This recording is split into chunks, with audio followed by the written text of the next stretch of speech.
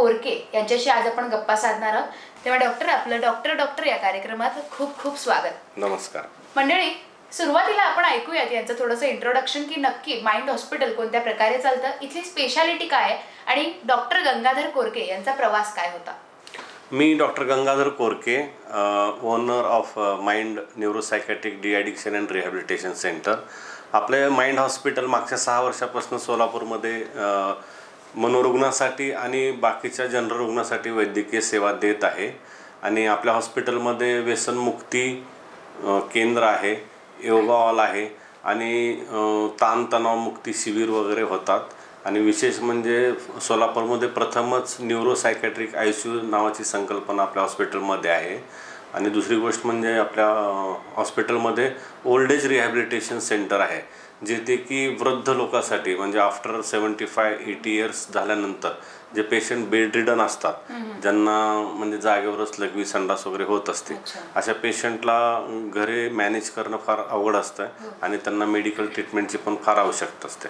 तर आपल्या हॉस्पिटलमध्ये अशा पेशंटसाठी एक ओल्ड एज होम टाईप एक संकल्पना आपण सोलापूरमध्ये प्रथमच आणलेली आहे, जेथे म्हणजे 1 महिन्यापासून ते साधारण 2-3 वर्षापासून आपल्याकडं ओल्ड एजचे पेशंट ॲडमिट आहेत आपल्याकडं. खरं तर आपलं सोलापूर हा वेगवेगळ्या गोष्टींसाठी प्रसिद्ध आहे, पण जेव्हा अशा काही गोष्टी सोलापुरात नसतात आणि 6 वर्षांपासून तुम्ही ही संकल्पना इथे चालवताय, तेव्हा खरंच खूप अभिमान वाटतो की संपूर्ण बाजूने आपला सोलापूर आता सुप्रसिद्ध होतोय.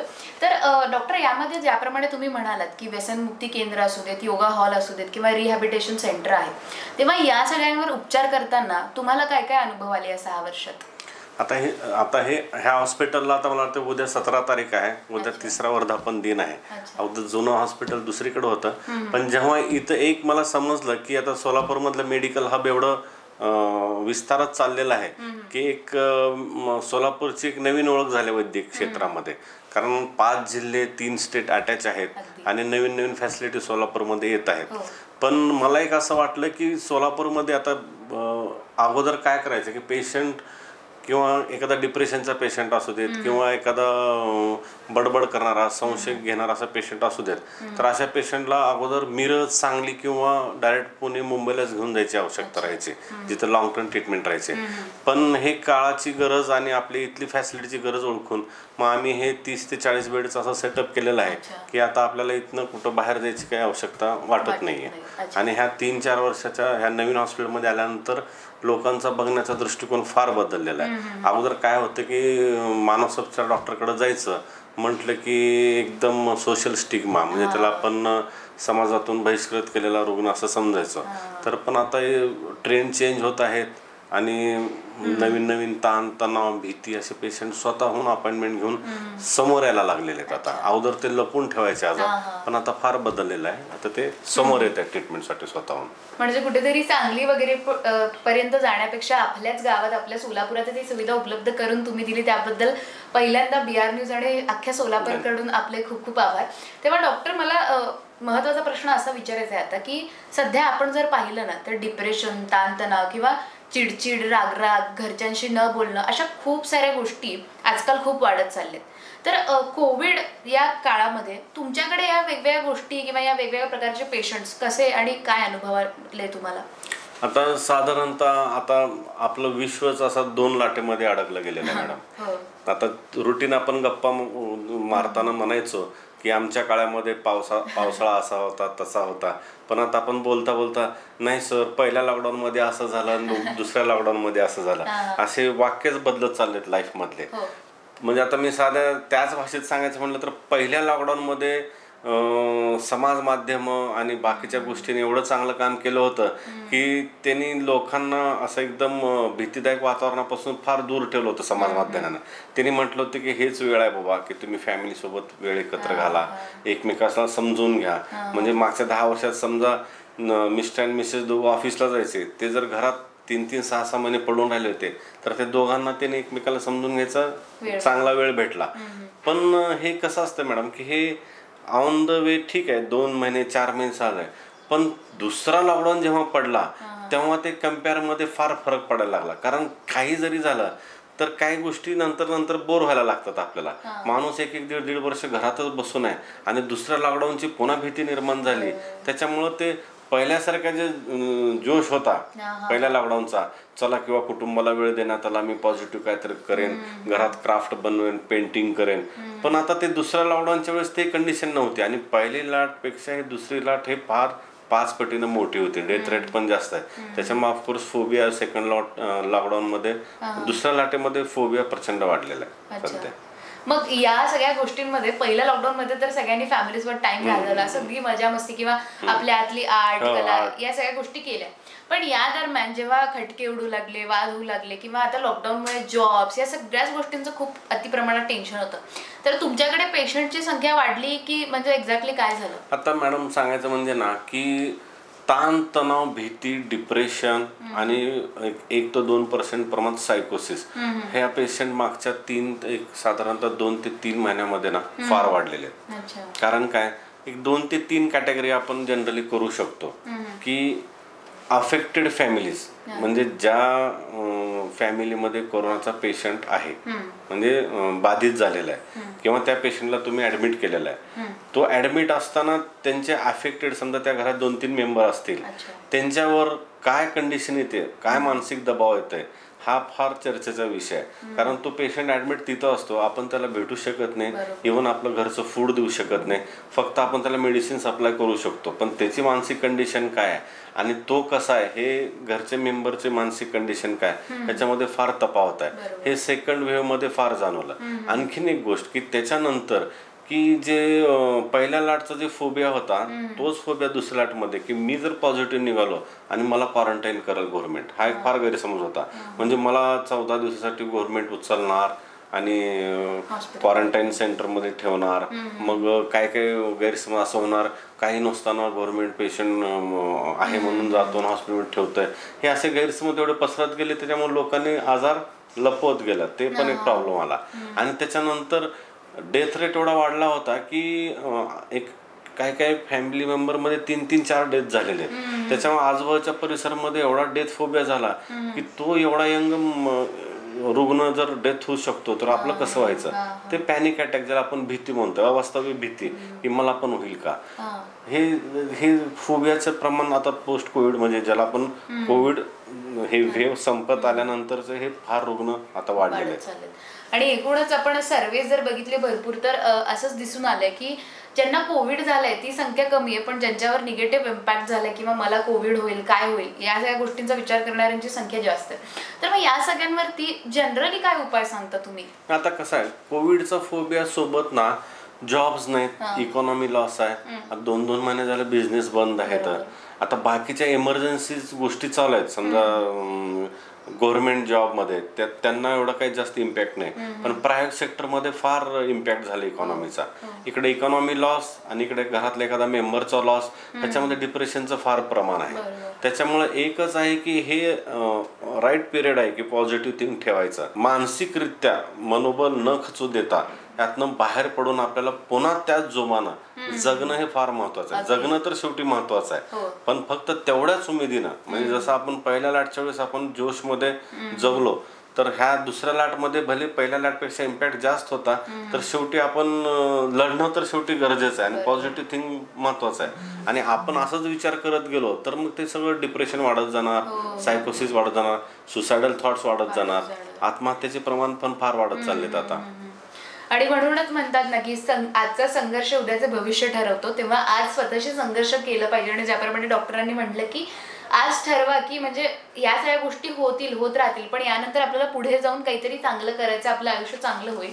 पण या सगळ्यांमध्ये आता महत्त्वाचा प्रश्न असा आहे डॉक्टर की नॉर्मल जे कोविड पेशंट असतात त्यांना ट्रीट करणं सोपं जरी नसलं तरी, म्हणजे कसं आहे की हा मला त्रास होतोय मला कळेल, पण जे मनोरुग्ण असतात त्यांना त्रास होतोय का, कशा प्रकारचा त्रास होतोय, त्यानंतर त्यांना ट्रीटमेंट कशी करायची, हे खूप चॅलेंजिंग काम वाटतं मला. तर तुम्ही हे काम कसं केलं? आता कसं आहे मॅडम, आपण जनरली काय करतोय की आता कोविड कोणालाही होऊ शकतं, पण आपण एक कन्सिडर करू की सायकॅट्रिक पेशंटला जरी कोविड झाला तर ते मॅनेज करणं, आता सायकॅट्रीमध्ये 2 ब्रँच आहेत, एक सायकोटिक आणि न्यूरोटिक. सायकोटिक म्हणजे फ्रँक सायकोसिस, म्हणजे ज्याचं मेंदूवरचा पूर्ण ताबा सुटलेला असतं, असंबंध बडबडणं, संशय घेणं, अशा पेशंटला ॲग्रेसिव्हली ट्रीट करणे गरजेचं असतं. आणि दुसरं पार्ट असतो तर न्यूरोटिक, ज्याच्यामध्ये भीती, ताणतणाव, निद्रानाश. त्या पेशंटला माहित असतं मला काय होतंय, न्यूरोसिसच्या पेशंटला. पण सायकोटिकच्या पेशंटला माहित नसते की मला काय होतंय. त्याला जबरदस्तीनंच ट्रीटमेंट देणं गरजेचं आहे. पण न्यूरोटिक पेशंटला कोविड झाला, कोरोना झाला तर तो स्वतःहून पुढे जाईल किंवा मला ट्रीटमेंट द्या, मला काय तर कमी करा. पण जो सायकोसिस आहे, ज्याचा मनावरचा ताबाच गेलेला आहे, अशा पेशंटला जर कोरोना झाला तर त्याला दोन्हीकडनं प्रॉब्लेम आहेत. कारण ट्रीट करणारा फिजिशियन काय म्हणणार की बाबा ह्याच्या डोक्यावर परिणाम झाला, इकडं कोरोना पण आहे, त्याला कसं ट्रीट करायचं, हे फार चॅलेंजिंग जॉब आहे. पण त्यात असे काही पेशंट बघितलेत की म्हणजे फ्रँक सायकोसिसनं कोविड जरी झाला तर दोन्ही फिजिशियन आणि सायकॅट्रिस्ट एकत्र मिळून जर ट्रीटमेंट दिली तर त्यातनं तो चांगला सुधारू शकतो पेशंट. मग असे काही केसेस आले तुमच्याकडे लॉकडाऊन मध्ये? अच्छा. मग इझिली नॉर्मल पर्सनला झालं ना तर आपल्याला कळतं, पण त्या पर्सनला झाल्यानंतर ट्रीट करताना ते जे आपल्याला अंगावर येतात किंवा मारतात, अग्रेसिव्ह गोष्टी जे पेशंट्स करतात, तशा काही गोष्टी झाल्या या लॉकडाऊन? हो हो हो. कसं असतं मॅडम, आता अग्रेसिव्ह होणं म्हणजे ना काही काही ऑर्गॅनिक कॉज पण असू शकतात. आता एखादा समजा आपण मेनिंजायटिस म्हणतोय की ब्रेन मध्ये इन्फेक्शन झालंय, असे पेशंट पण अग्रेसिव्ह होता. असं नाही की फक्त सायकॅट्रिक पेशंटच अग्रेसिव्ह होता. इव्हन आपल्या बॉडीमधलं सोडियम पोटॅशियम लेवल जरी कमी झाली तर अग्रेसिव्ह होतो पेशंट. तर त्या व्यवस्थित तुम्ही आयसीयू मध्ये मॅनेज केला तर पेशंट चांगला दुरुस्त होऊ शकतो. आपण किती इझिली बघू शकतो की डॉक्टर खूप पेशंटली आपल्याला सगळं सांगतात. कारण मला असं वाटतं की जनरली एखादा नॉर्मल माणूस असेल तर एकदम रिॲक्ट करून टाकतो की यार जाऊ दे. पण तुम्हाला या सगळ्यांमध्ये एकतर स्वतःची फॅमिली, स्वतःचं हेल्थ, हे सगळं टेन्शन आणि त्यानंतर पेशंट्सना एवढं पेशंटली ट्रीट करणं, हे तुमचा अनुभव कसं होतं थोडंसं ते सांगा. एक आहे की सर्वात महत्वाचं ना की आपण साधं प्रत्येकाची सुरुवात सकाळपासूनच होते. एक सकाळी सकाळी एक ठरवायचं की मला प्रॉपरली दिवसभर काय करायचंय, आणि मध्ये एखादी जरा निगेटिव्ह एखादी घटना घडली तर मला ते किती मनावर घ्यायचं आपण ठरवायचं. एखादा पेशंट आला काय तर रागावून गेला, तो त्याची फिलिंग सांगून गेला, याचा अर्थ असं नाही की मी त्याच्यावर रागावा. तो त्याला त्रास होतोय म्हणून तो रागावला ना, त्याला त्रासच झाला नसता तो माझ्याकडे आलाच नसता. मग ह्या वेळेस जर मी पण अग्रेसिव्ह होत गेलो तर मग त्याला अर्थच नाही. तो फिलिंग सांगून गेला की काय डॉक्टर आणखीन कमी झालं नाही, तुम्ही 6 महिने झालं मी तुमच्याकडनं ट्रीटमेंट घेतोय, तर त्याची फिलिंग सांगत आहे ना, त्याच्यावरती एकदम अग्रेसिव्ह होण्यात काय अर्थ नाही. आणि दुसरी गोष्ट, आपण किती हेक्टिक शेड्यूल मध्ये आपण काय करतोय, पॉझिटिव्ह थिंक ठेवणं महत्वाचं आहे, वेळच्या वेळ जेवण करणं महत्वाचं आहे, योगा प्राणायाम करणं महत्वाचं आहे, आणि प्रॉपर 6 ते 7 तास झोपणं महत्वाचं आहे. आणि सर्वात शेवटी म्हणजे आपण काय करतोय आणि कशासाठी करतोय हे महत्वाचे, न्याय करणं महत्वाचं आहे. असं नाही की आपण लाईफमध्ये पळतोय पण शेवटी आपल्याला कळणार की आपण फार पुढे निघून गेलो, मागं कोणच नाही आपल्या, मग तेव्हा डिप्रेशन यायला चालू होते. त्यामुळं सोबत घेऊन जर चालत गेलं तर आपल्याला सगळ्याला जीवन जगायला आनंद होईल ना. हे खूप बरोबर सांगितलं डॉक्टरांनी. कारण आपण आजकालच्या जगात ना सगळेच पळतात म्हणून आपण त्यांच्या मागे पळून जातो आणि मग फॅमिली, फ्रेंड्स सगळे मागे सुटतात आणि मग मागे वळून बघितलं तर कोणीच नसतं आणि म्हणून मग कुठेतरी डिप्रेशन या गोष्टी वाढत जातात. यानंतर मला असं विचारायचं की भरपूर जणांमध्ये आता एक संभ्रम निर्माण झालाय की मी लसचे 2 डोस घेतले तर आता मला काही होणार नाही, आणि एकीकडे असं पण म्हटलं जातं की 6 महिन्यानंतर त्या लसचा परिणाम काही राहणार नाही. तर या दोघांमध्ये म्हणजे नेमकं संभ्रम काय आणि खरं काय डॉक्टर? आता कसं आहे मॅडम सांगू का, आता हे सगळ्या विश्वासाठीच हा नवीन आजार आहे. काय हा काही जुना आजार असला तर एक्सपर्टीज तयार असतात.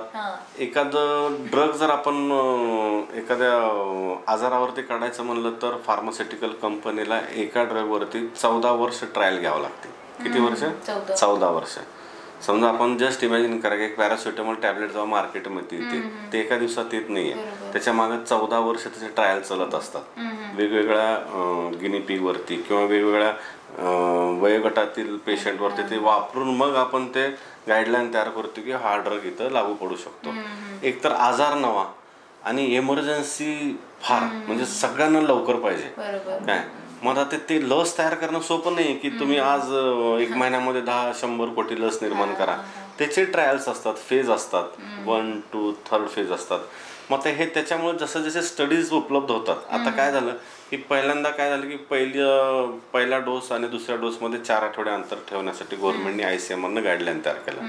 तर त्यांच्या नंतर लक्षात आलं असं आलं की की आपण एवढ्या लवकर डोस देतोय म्हणजे पुन्हा रिइन्फेक्शन देतोय, त्यापेक्षा आपण हे कालावधी वाढून बघू, त्याचे स्टडीज त्यांनी केले.